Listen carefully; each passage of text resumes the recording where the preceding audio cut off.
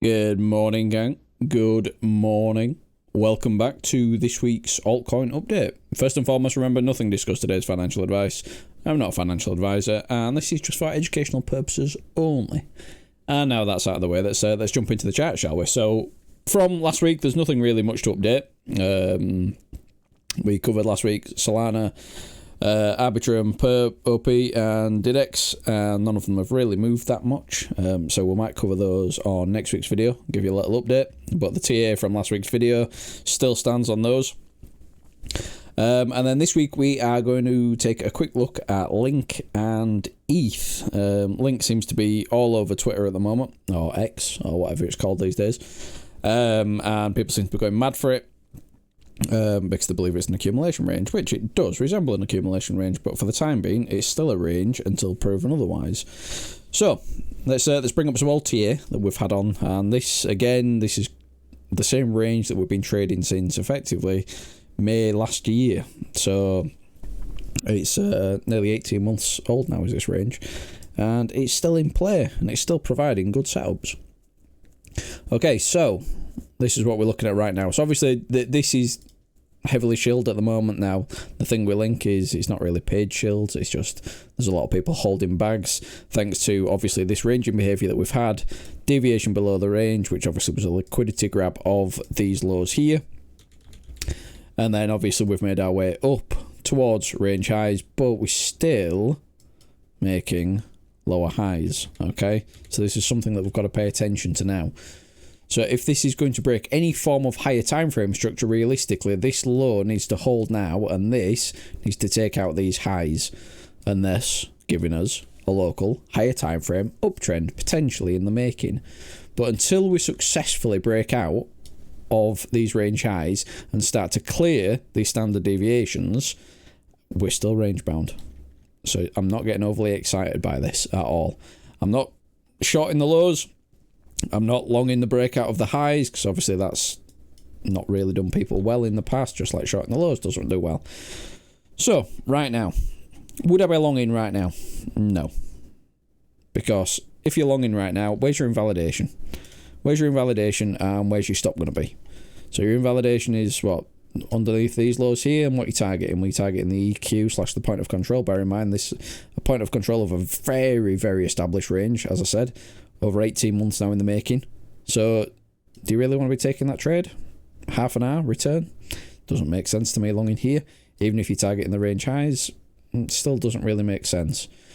The time to get involved would have been the reclaim of the value area low, as you can see here. If you wanted to get involved there, and personally I didn't get involved, I am still holding along from down here.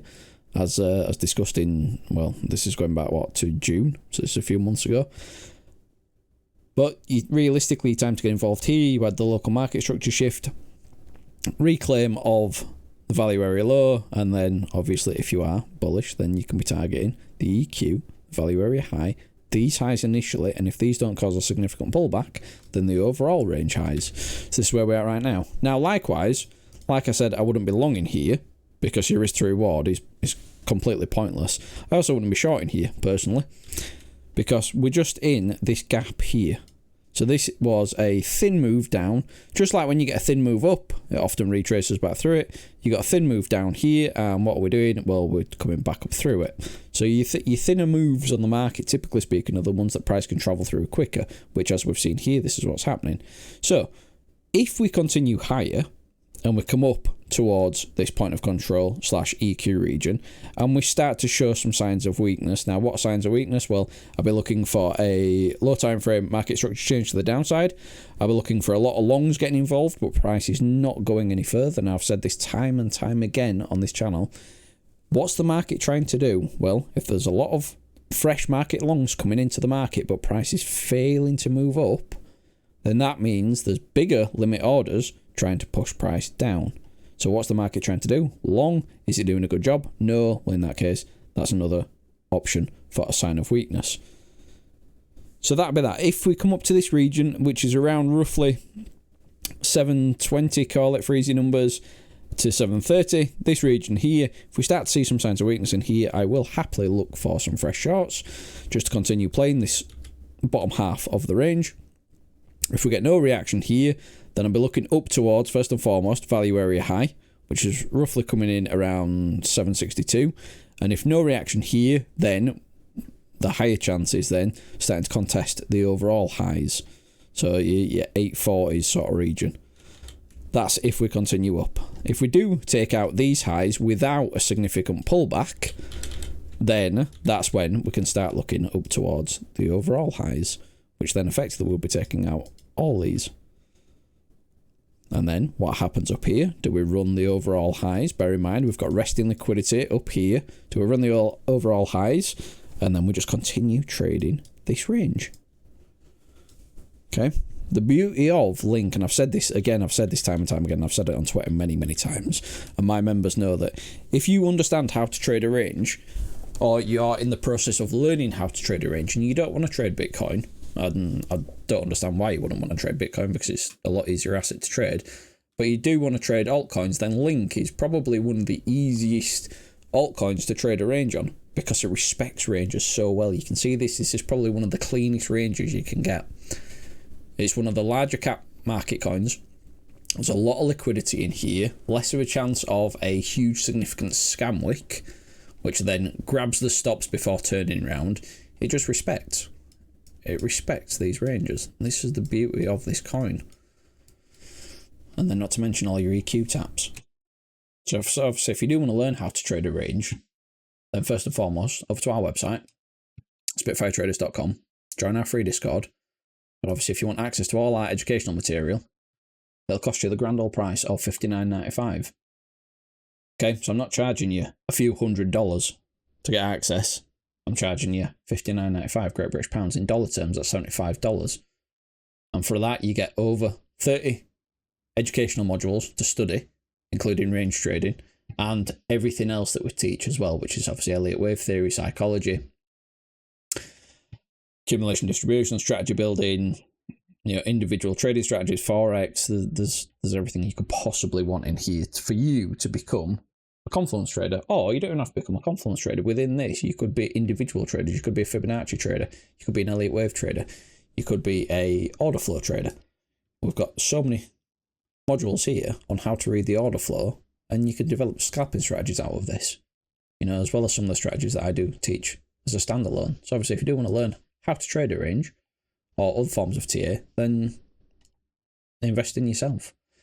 Right, so that's Link. So if we do start to roll over from here, again, like I said, it's not a place I'm looking for a short. I prefer it to come higher, but if we do start to roll over here and we start coming back down and this value area low doesn't hold, if this region doesn't hold, then ultimately I'd be looking to take out these lows and likely back down into the overall range low. And obviously the overall range low is coming in around 530. So for me, on a high time frame swing perspective, I'm really only interested in the outside of this. But for intraday trades, we do have other levels in between. So that's Link. Very easy. ETH. No real strong update on ETH since our last video that we did. Obviously, we initially talked about the long from here. We initially talked about the short from here. I still am holding on from a short from the range highs. Where we are right now. So this is a key level now. So what we're going to do now is we're going to pull this volume profile on a little bit further. Now we can see here that the point of control has moved up. So notice that the point of control was below us and now it's moved up. So therefore saying the vast majority of the volume is along this point of control here. But we can see here the old point of control got a high volume node down here. So from where we are right now, if this level holds, and we have formed a good bottom for now, then first and foremost we can start looking up towards these highs here. So this is roughly coming in 1727, 1727. Now if we do come up here without taking out these highs and having a swing failure pattern and a pullback, then we can start looking for higher prices. And realistically, let's get another volume profile on here. Realistically, I think the zone for that to happen would be around here, which would be around 1857, 1857. And I think this region here, for me, is key. This is key. So if we start coming up into this zone, and we start to see a sign of weakness, again, for sign of weakness, reference what I've just been talking about on Link, then I'd be looking to add in to my shorts. Or potentially open new scalp shorts on a separate account and treat it as an intraday. It all depends on how it comes into this level. But this would be the next key major resistance, in my opinion.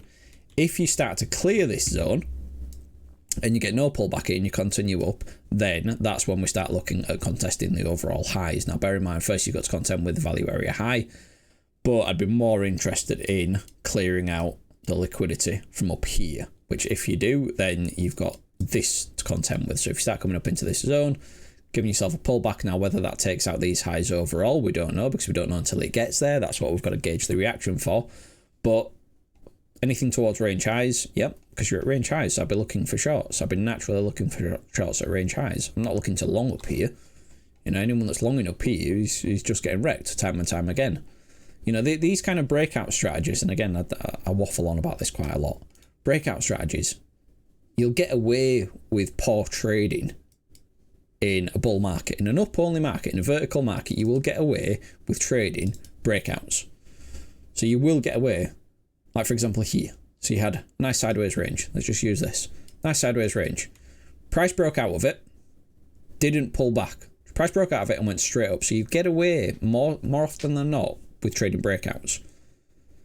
Okay, but when you're in a down and sideways market, you will not get away with trading breakouts, which is why these pattern influencers, pattern traders and breakout traders and all the gurus on the internet all look really, really bad during a bear market. And that's why they look really, really good in a bull market, because everyone thinks that the top level, they're great, they're amazing traders, they must make so much money. But all the money that they make in the bull market, they just give back in a bear market. And it's as simple as that, because the same strategies don't work. You've got to understand what to do, which is why I'll never long a range high. I'll never short a range low. Right, so that's if we come up here. So obviously first sticky zone here, as I said, roughly around 1857-ish, or range highs. Now, if we start to lose this structure and start to come back down, taking out these lows, then once again, we've got the EQ, but I'd be more interested in grabbing the liquidity from down here. So if we do end up coming down here, grabbing the liquidity and then getting a sign of strength, squiggle that along, then I'll be looking for longs. Now, if that doesn't give me anything to work with, then we can start looking down at lower prices. And first and foremost, I'll be looking down towards 12.15. You can see here, we've got a high volume node down here. And if that doesn't hold, then sadly for bulls, then likelihood is we're running liquidity down here, which then likely comes down into this zone here, down towards overall range lows. So that's what I'd be looking for. So to the upside, red box. To the downside, EQ / these lows initially. And it's all key on what happens to around these lows. That for me is very, very important. If these start to go, then it's starting to look quite a lot more bearish. All right, now does that mean bearish brand new lows, taking out the old June lows?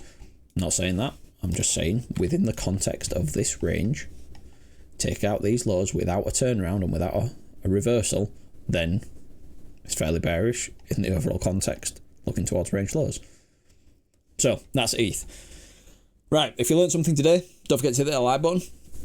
If you want a coin covering next week, let us know down in the comments, or leave a reply on our tweet that goes out on a Monday, or today was a Tuesday, we did it late today.